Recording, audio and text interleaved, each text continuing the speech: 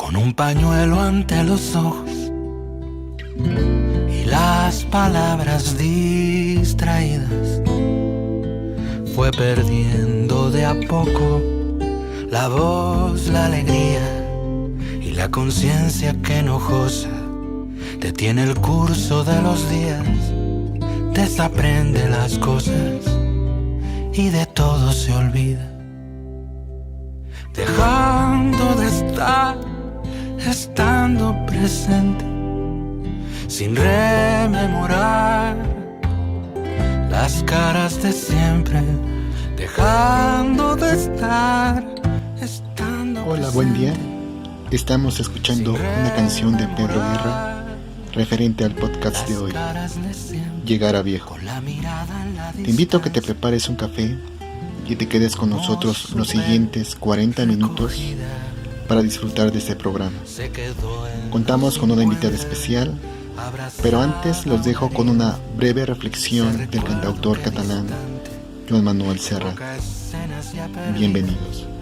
De otros sueños de antes, otra forma de vida, dejando de estar. Entre aquellas cosas que entiendo, entre aquellas cosas que no me resultan misteriosas, a poco que pienso descubro que muchas de ellas son unas absolutas insensateces. Mala compañía, digo yo. Es lo que hay. Una de estas cosas, una de estas tremendas insensateces de esta sociedad, es el trato que se les da a los viejos. Cuando uno ve cómo esta sociedad, es decir, nosotros, creo, cuando uno ve que esta sociedad trata así a sus viejos, llega a aceptar que este eslogan del se usa y se tira le es tan aplicable al hombre como a un Tampax o como a un envase no retornable. Porque esta sociedad, o sea nosotros,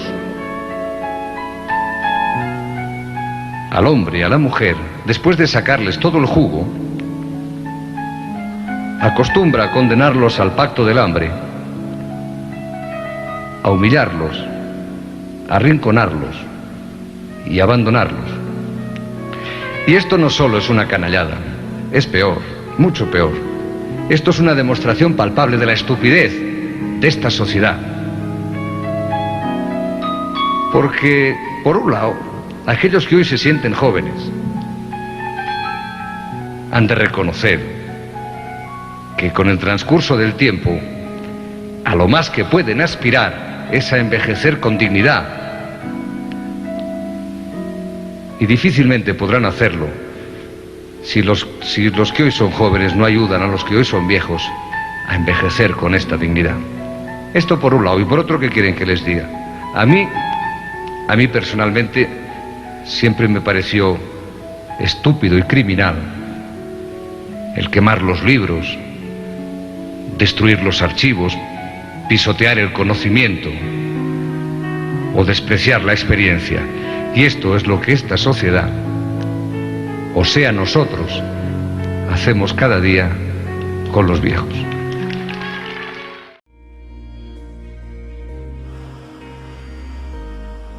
Bien, como les había dicho, hoy contamos con una invitada especial. Algunos de ustedes la conocen y pues está con nosotros nuestra hermana Amalia Torres González. ¿Cómo se encuentra, hermana? Muy bien, gracias a Dios. Muy bien, gracias a Dios. El tema de hoy, que es muy interesante, es ¿y los ancianos?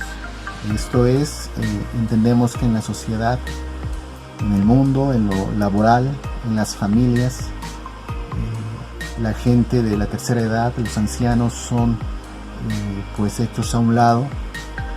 Y triste es decirlo, creo también en las propias iglesias, la gente que llega a esta edad también es relegada, es tenida en poco, y creo que es algo que quiero abordar en este día, en este podcast con usted.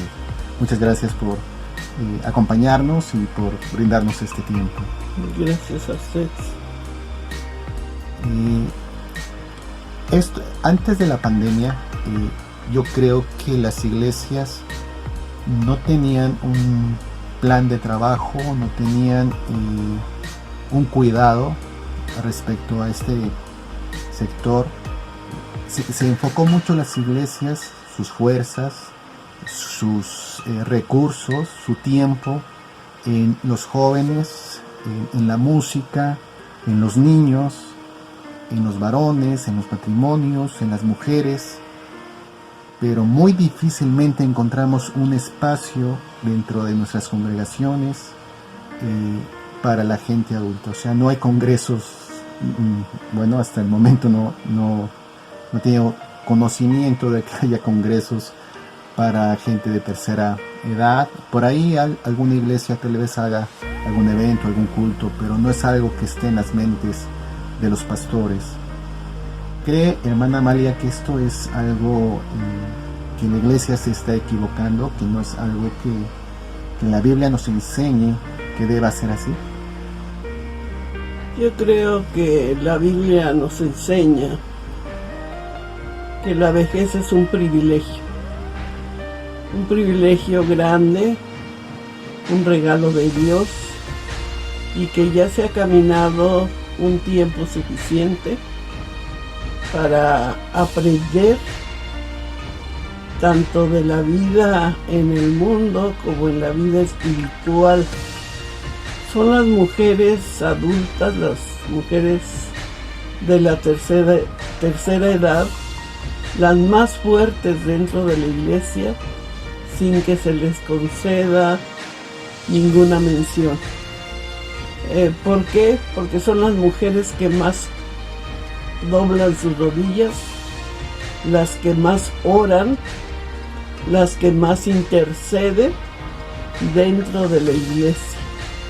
Y esa intercesión dentro de la iglesia es muy importante. La mayoría de las personas de la tercera edad oran por los hermanos enfermos, oran por las situaciones difíciles de la iglesia, oran por los pastores, oran por aquellos que llevan la palabra a distintos lugares, y siempre están intercediendo por una y mil cosas dentro de la iglesia, y nadie las toma en cuenta. Es triste, pero no se les toma en cuenta. En Levítico 19:32 la Biblia dice: delante de las canas te levantarás y honrarás el rostro del anciano, tu Dios tendrás temor. Esto es algo bíblico que la Biblia nos muestra como una ordenanza. Quiero hacer una pregunta y que conteste con honestidad. ¿Usted en la iglesia se ha sentido rechazada, se ha sentido relegada, se ha sentido que ya por ser una persona mayor la han hecho a un lado, y esta parte de levantar y de honrar el rostro del anciano no la ha tenido? Especialmente en mi persona, no puedo decirlo.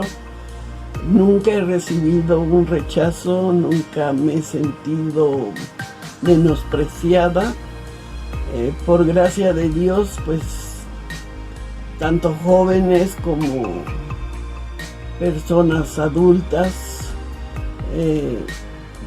pues siempre me han considerado una persona, pues no que sepa mucho, pero que sí puedo dar una enseñanza, y de las cuales ellos dicen que aprenden. Nunca me he sentido así, nunca me he sentido despreciada, pero sí he visto muchas hermanas así, hechas a un lado, muy devaloradas. Pero igual en su ministerio, bueno, ¿usted a qué edad comenzó a predicar? Bueno, a predicar ya digo yo ya más en serio. No, Sí. no. Que antes era como de broma. No, me refiero a que, por ejemplo, fui desde muy chica, fui maestra de la escuela dominical y de una manera u otra pues enseña. Era como ayudante o asistente. No, maestra, nunca fui asistente. Pero aprendí ahí mucho. Teníamos quien nos preparara, ¿Qué? quien nos enseñara. ¿Qué edad tenía?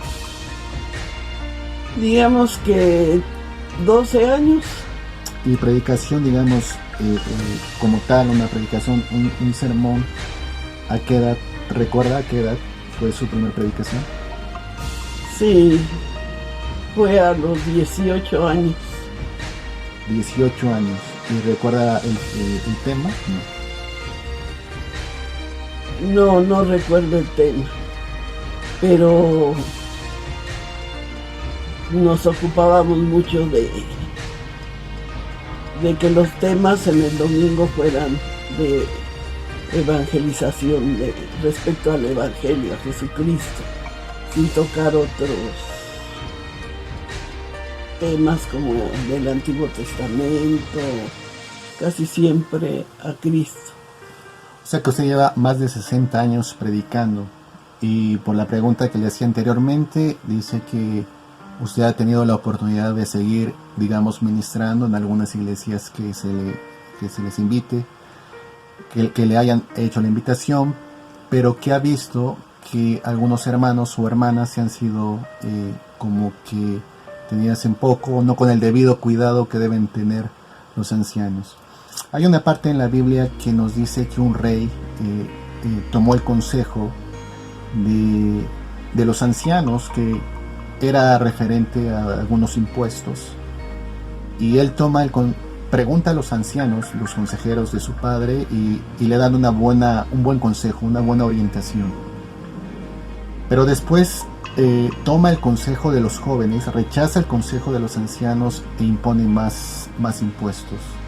Eso es, creo que la Biblia advierte que los jóvenes, obviamente hay sus excepciones, pero los jóvenes tienen cierta insensatez, no hay una suficiente sabiduría. Luego entonces creo que los ancianos en las iglesias deberían de tener un lugar importante, ya que la misma Biblia dice que los ancianos, por lo que usted comentaba al inicio, de su edad, del conocimiento, de las experiencias, pues pueden tener la sabiduría necesaria como para dar una buena orientación. Esto yo creo que debe ser un punto importante en nuestros días. Yo considero que sí. Considero que sería muy importante que tomaran en cuenta a las personas ya grandes en sus opiniones, porque ya tienen experiencias, han vivido momentos tanto fáciles como difíciles. El caminar sobre esta tierra no es fácil.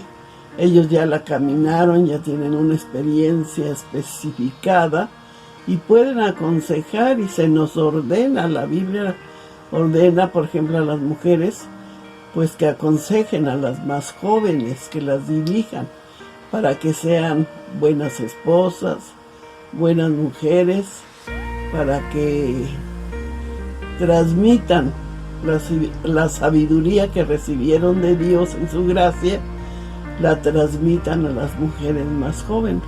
Sí, ahí en Tito capítulo 2 dice que hay algunas recomendaciones para los ancianos, y dice que las mujeres, las ancianas, deben ser reverentes, no deben ser calumniadoras, no esclavas del vino, maestras del bien, y que enseñen a las mujeres jóvenes a amar a sus maridos y a sus hijos. Aunque frecuentemente creo que cuando se hacen congresos juveniles o cuando se habla de esto, se busca al predicador joven, y bueno, creo que usted y yo tuvimos esa bendición de predicar muy jóvenes. A los 18, yo comencé a los 16, y creo, por lo menos en mi caso, que sí se enfrentó cierto rechazo por los hermanos mayores porque éramos muy jóvenes al predicar. A lo que voy es que aunque haya predicadores jóvenes en la Biblia y que pueden ser usados por Dios y con una sabiduría, la Biblia nos enseña que son las mujeres ancianas las que deben enseñar a las mujeres jóvenes a amar a sus maridos y poder también a sus hijos, a sí mismos. Entonces creo que deberían de buscar ese tipo de predicadoras o predicadores que pueden aportar a la juventud algo que ellos tienen, que Dios les ha concedido. Creo que eso también es algo de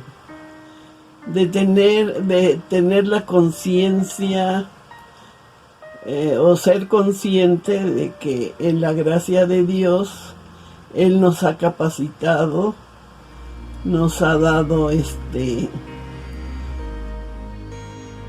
pues autoridad sobre ciertas cosas dentro de la iglesia, dentro de las cosas espirituales. Esto tiene mucho que ver con autoridad.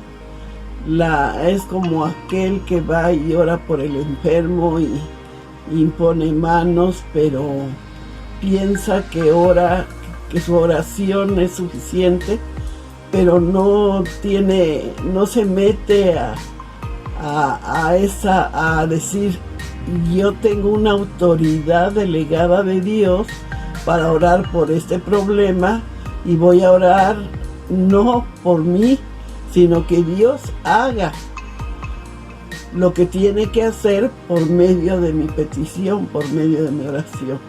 Entonces sí tiene que ver mucho también en las ancianas. Su autoridad es trabajo, hay que caminar un largo trecho de amor, de paz, de tener un buen testimonio delante de los demás, y eso nos da autoridad para poder aconsejar, para poder ser de ayuda a aquellos que lo están necesitando. Que eso llega a ser complicado porque en realidad entonces en las redes debería de haber mayor número de hermanas y de hermanos ancianos compartiendo sus enseñanzas, compartiendo su sabiduría para los más jóvenes espiritualmente, y pues no lo hay, ¿no? Estamos llenos más bien de todo lo que es la juventud, lo que es la fuerza, el vigor, novedades, y creo que es importante entonces que haya más espacio para estos hermanos que la Biblia nos enseña. Hay un texto que yo alguna vez lo prediqué y me gustó mucho, que está justamente en Isaías capítulo 46. En la versión Reina Valera dice: y hasta la vejez yo mismo, y hasta las canas os soportaré yo hice, yo llevaré, yo soportaré y guardaré. Hay otra versión en Palabra de Dios para Todos que dice: los seguiré cargando cuando envejezcan y les hagan canas. Yo los hice y cuidaré de ustedes, yo los cargaré y los salvaré. Ese es un hermoso texto. Creo que en mi generación, yo creo que todavía más en su generación, veían a los pastores grandes con sumo respeto o cierta admiración hacia ellos. Y en lo particular, cuando yo veía a un pastor con sus cabezas llenas de canas, y yo siendo joven, me inspiraban y decían: me gustaría llegar a esa edad predicando el evangelio, me gustaría llegar a esa edad en el altar. Así como hay directores generales de empresas que mueren en la oficina, también hay pastores que murieron en el altar con amor a sus ovejas. Usted tuvo esa experiencia, usted conoció a pastores que tenían canas y que hasta sus últimas fuerzas dedicaron su vida al servicio a Dios. Sí, conocí varios siervos de Dios que Dios los tendrá ante su presencia, personas que entregaron su vida, que dejaron sembrado el evangelio, que dejaron sembrado el amor, la disciplina de un buen pastor. Quiere decir mucho en la formación de una iglesia, en la formación de nuevos discípulos. Y sí conocí varios pastores, algunos ya partieron, otros, bueno, no han partido, pero pastores entregados a la obra de Dios, a lo que es un pastor. ¿Qué veía usted en ellos cuando usted era joven? ¿Qué le representaba? Bueno, yo en mi juventud, desde mi pastor no lo veíamos como un pastor, sino más bien como un padre. Lo que él nos decía, lo que él nos hablaba, lo que él nos ordenaba era siempre el decirle sí. Nunca había un no de parte de los jóvenes para acatar las órdenes de él. Un pastor que lo llevo grabado en mi corazón, en mi mente, porque aprendí muchísimo de él, muchísimo. ¿Usted quiso a su pastor? Muchísimo. ¿Cuál era su nombre? Rubén J. Arevalo. ¿De Asambleas de Dios? De Asambleas de Dios. Así es. ¿Podría describir cómo era él con los jóvenes? El hermano Rubén era un ser que amaba demasiado a los jóvenes. Su mayor interés era que llevarlos a la oración, llevarlos a la alabanza, que aprendieran de la palabra, prepararlos, ponía mucha atención en ellos, nos vigilaba, sabía lo que hacíamos, nos llamaba la atención. A veces no sabíamos cómo, de qué manera se enteraba de ciertas cosas que hacíamos, y cuando nos llamaba y nos decía, no, es que hiciste esto y esto y estuvo mal, y decíamos, ¿quién le dijo o quién lo enteró? Pero él era así. Él era una persona que amó mucho a los jóvenes, los acercó mucho al Señor. Nuestras vigilias de oración era para buscar la llenura del Espíritu Santo. Tenía una biblioteca, los sábados había clases para todos los que participábamos en la escuela dominical. Era clases para maestros de la escuela dominical y aprendíamos bastante, porque se tocaban temas que muy pocos pastores llegan a dar, a enseñar, y eso pues me hizo crecer a mí en mi vida espiritual, me ayudó mucho, y pues yo sí tengo un recuerdo muy hermoso de él. Él era pastor del templo Getsemaní, que está en Plomeros, y pues fue un gran pastor. ¿Alguna vez usted se sintió así como una molesta con él, que se haya enojado por alguna reprensión? La verdad. No precisamente enojada. No se nos permitía usar cadenas, aretes, y yo fui muy... ¿Maquillaje en ese tiempo? Ni maquillaje no, pintura, labios y eso no. Entonces yo era muy adicta, y hasta la fecha, a los aretes. Entonces como no me puedo poner cualquier arete, tiene que ser de clip, pues me compraba mis aretes, y a la hora que entraba a la iglesia pues me los quitaba, y sí me llamó la atención por eso, porque me los quitaba. No sé cómo se dio cuenta, pero Y sí me sentí un poquito molesta porque, pues sí me gustan mucho los aretes. Pero aún así, ¿obedeció o...? No, no obedecí. Inclusive en Navidad, antes les decíamos cuadros a lo que ahora llaman pastorelas. O dramas, David. O dramas, un drama. Presentación. Ahí tenía yo que dejar junto al pesebre, junto al niño Jesús, todas mis joyas, porque supuestamente yo era una mujer mala. Y En la obra. En la obra. Y cuando terminó la obra y se cerró el telón, me dijo, espero que allí las hayas dejado y no las vuelvas a levantar. Así era él. Él era muy especial con los jóvenes. ¿Cómo conoce usted el Evangelio? O sea, usted nace, entiendo que mis abuelos fueron cristianos, predicadores. Entiendo que todo comenzó, me parece, con el charro negro, ¿no? Ay, nanita, mi bisabuelo. Sí. Él se convierte, es el papá de mi abuelo. Mi abuelita, ¿cómo se llama su mamá? Amalia. Amalia, igual que usted. Ella también predicadora. Predicadora. Que entiendo también que tenía una voz muy bonita. Sí. Que no heredamos ni usted ni yo. No. Y que también estuvo bueno en misiones y también en asambleas. Ella se reunía ahí con el hermano Rubén.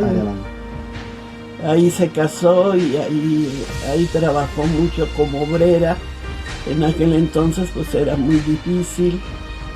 Salían huyendo de los pueblos porque los querían matar, porque los querían linchar. Y pues yo lloraba mucho porque estaba chica y cuando contaba a mi mamá pues me daba tristeza, pero mi mamá se iba a predicar. Esa fue su alegría, andar predicando. Entiendo lo que eso representa, era su pasión, su llamado. ¿Usted alguna vez se sintió abandonada por ello o con cierto reproche? No, mi mamá era muy amorosa con nosotros y nosotros entendíamos, al menos yo entendía perfectamente bien que era un llamado de Dios para ella. La vi cantar en el coro, la vi hacer muchas cosas, predicar, hacer muchas obras y pues la buscaban mucho. Y lo que aprendí bíblicamente no lo aprendí de ella, lo aprendí de mi papá. Mi papá conocía mucho la palabra de Dios. Pero él no predicaba tanto. No, él ya no predicaba cuando yo... Sí llegó a predicar y dicen que fue un predicador bueno, pero pues dejó... Finalmente la que permaneció fue su mamá. Mi mamá fue la que permaneció. Y hay usted nos ha comentado, bueno, mis hermanos y a mí, y quiero compartir con ustedes esta anécdota. Cuando ella muere, la manda a llamar, bueno, lo entiendo yo así, usted me corrige, y le dice, yo no tengo que darte, no tengo bienes materiales, pero hubo una cosa que le dejó. La Biblia. ¿Qué le dijo? ¿Cómo fue? Ella ya estaba muy enferma, estaba agonizando y me llamó y me dijo, hija, no tengo nada que dejarte, no tengo propiedades, no tengo joyas, pero te dejo la palabra de Dios. Si estás triste, escudriñala. Si tienes algún problema, escudriñala. En cualquier momento escudriña la palabra y ella te dará la respuesta. Es lo que te dejo. Y es lo que me dejó. El mayor tesoro. La palabra de Dios. ¿Usted en ese momento usted sabía que iba a partir con el Señor? Sí. Ya lo sabía, digamos. Ni siquiera lo presentía, sino ya lo intuía porque desde muy temprano empezaron a llegar hermanos a visitarla y todos me decían, si pasa algo nos avisas. Y si pasa, pero fueron muchas visitas y eso me alarmó. Y pues ya le hablé a mi hermano el mayor y él llegó y realmente mi mamá ya estaba muy enferma ya. Ella muere de cáncer en la matriz. En su matriz. Y después, bueno, ahora tiene usted 82 años. 82. Sí, nació el 23 de septiembre de 1938, lo tengo aquí. Y referente a este versículo y a lo que le dice mi abuela, que me hubiera gustado mucho haberla conocido, pero no tuve esa fortuna o esa bendición, ¿qué puede decir respecto a este versículo que en la Reina Valera dice: y hasta la vejez yo mismo, y hasta las canas os soportaré yo? Yo hice, yo llevaré, yo soportaré y guardaré. En la palabra de Dios para todos dice: los seguiré cargando cuando envejezcan y les hagan canas. Yo los hice y cuidaré de ustedes, yo los cargaré y los sanaré. Cuando mi abuela muere, usted tiene 14 años, ahora tiene usted 83, ha estado en muchas iglesias predicando, aunque realmente se ha reunido en pocas por cuestión de orden, o sea, no es una cuestión de que se haya estado de aquí para allá, sino que yo recuerdo 3 iglesias, que es Tipografía, con el hermano Herbelio, el hermano José Juan en Zona Militar, el hermano Miguel Valerio en Puerta del Cielo. Pero usted fue invitada a muchas iglesias, estuvo en muchos lugares, la llegué a acompañar de niño, de joven. Después de todo este tiempo, después de cuando mi abuela fallece a esta edad y con este texto, ¿qué nos puede decir? Que Dios es el mismo ayer, hoy y por siempre. Él es fiel y su palabra es ley. Nunca me ha dejado, ni aún en esta vejez, porque por el contrario, me siento muy bendecida por Él. Me dio unos hijos maravillosos. El pequeño no. No, sígale, sí. Unos hijos maravillosos por medio de ellos, pues yo soy muy bendecida y eso se lo agradezco al Señor, porque yo ya no tengo fuerzas para trabajar, para hacer muchas cosas, pero el Señor no me ha dejado. Hasta aquí, Él sigue siendo fiel, me sigue cuidando, me sigue sustentando, me sigue dando lo que necesito, nada me hace falta. ¿Qué puedo decir? Él es fiel y siempre será fiel a su palabra. Entonces usted podría decirnos que este versículo realmente se cumple en su vida, y es cierto que Él nos seguirá cargando, nos cuidará, nos cargará y salvará. Hay un vals que usted en algún momento a mis hermanos y a mí nos comentó que le gustaría que se entonara cuando dentro de algunos años yo la llame a su presencia. Y lo que me llamó la atención a mí es que en primera no lo había escuchado hasta hace algunos años, y que no es un canto cristiano, pero que veo que tiene más verdades bíblicas que muchos cantos de hoy en día, ¿no? Y es Dios nunca muere. Así es.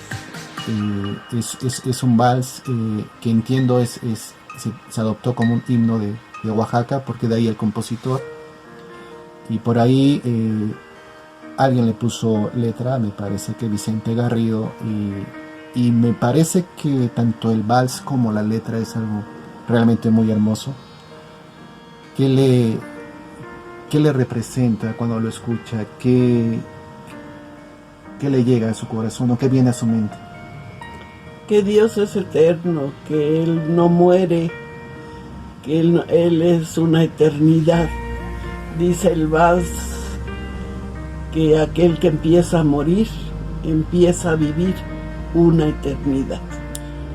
Y eso es, el Señor es eterno, sigue siendo el mismo, no cambia, no varía. Él es todo amor. Sí, dice: sé que la vida empieza en donde se piensa que la realidad termina. Sé que Dios nunca muere y que se conmueve del que busca su beatitud.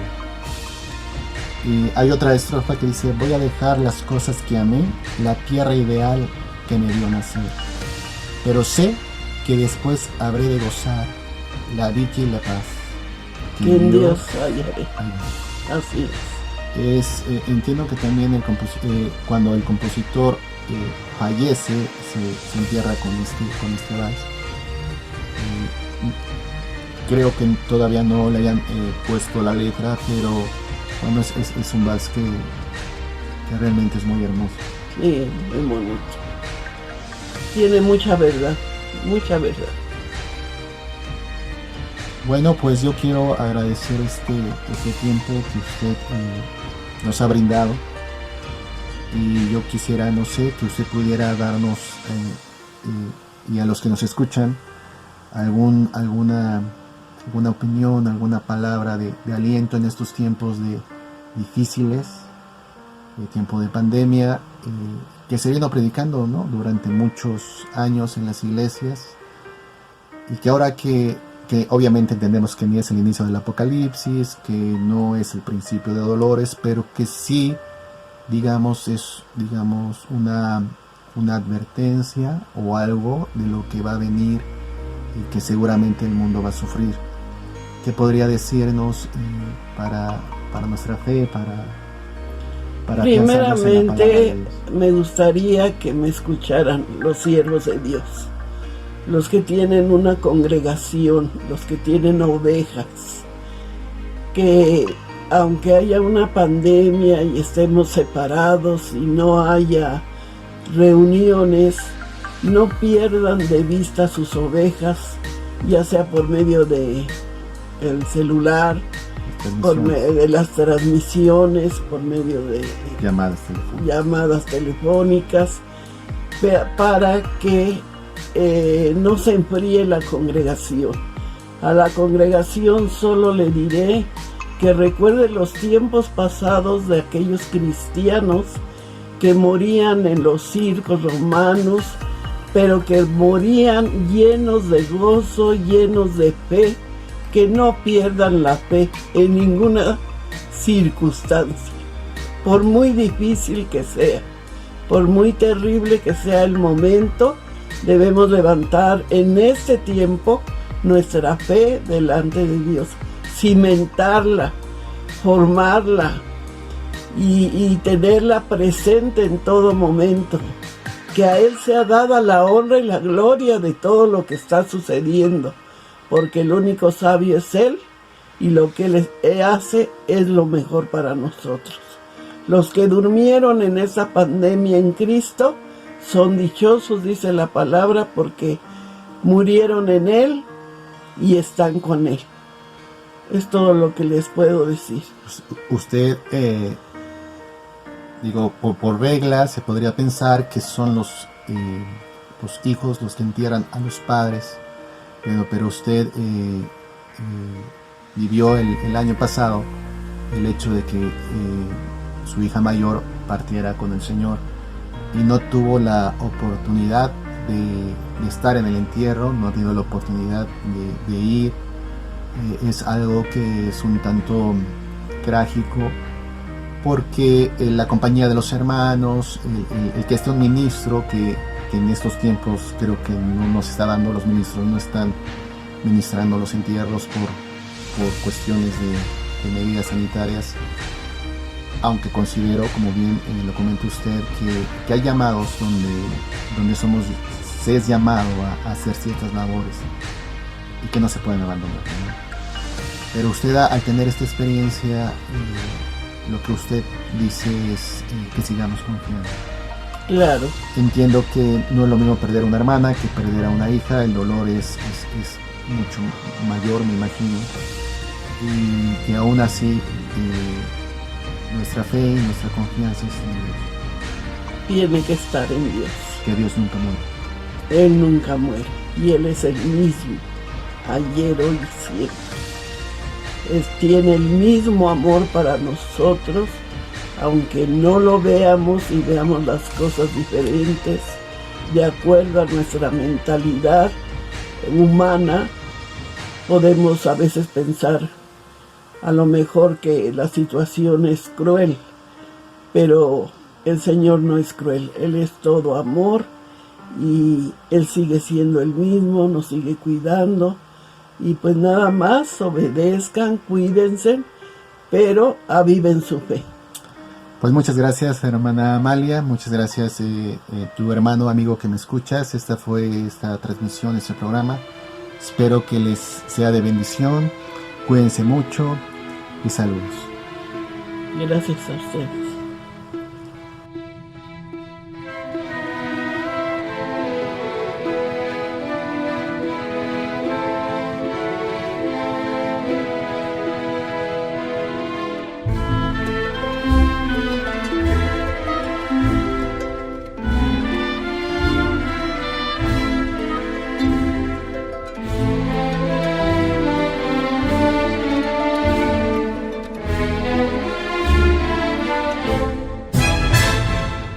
El sol en los montes, con la luz que agoniza, pues la vida en su prisa nos conduce a morir.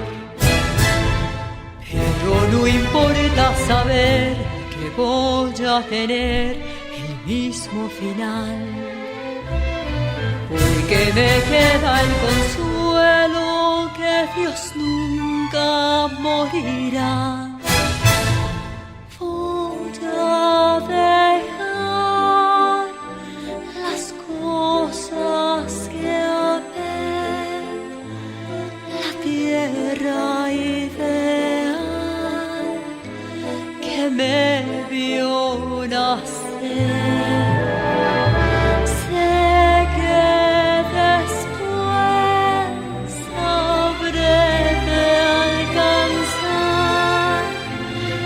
Dicha y la paz que en Dios hallaré.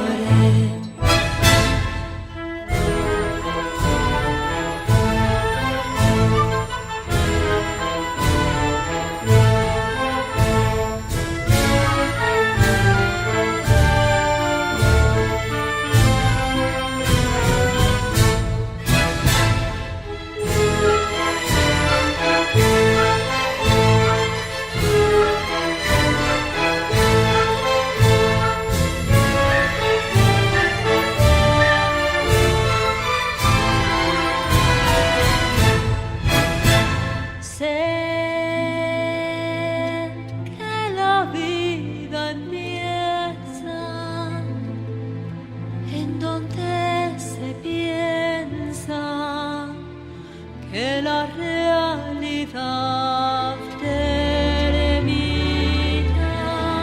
Sé que Dios nunca muere y que se conmueve el que busca su beatitud.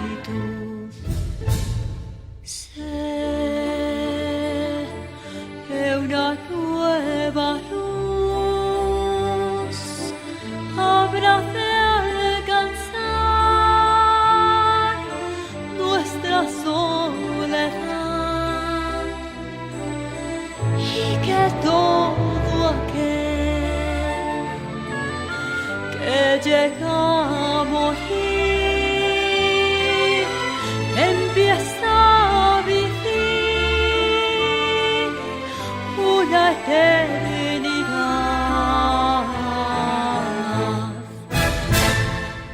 Muere el sol en los montes con la luz que agoniza, pues la vida en su prisa nos conduce a morir.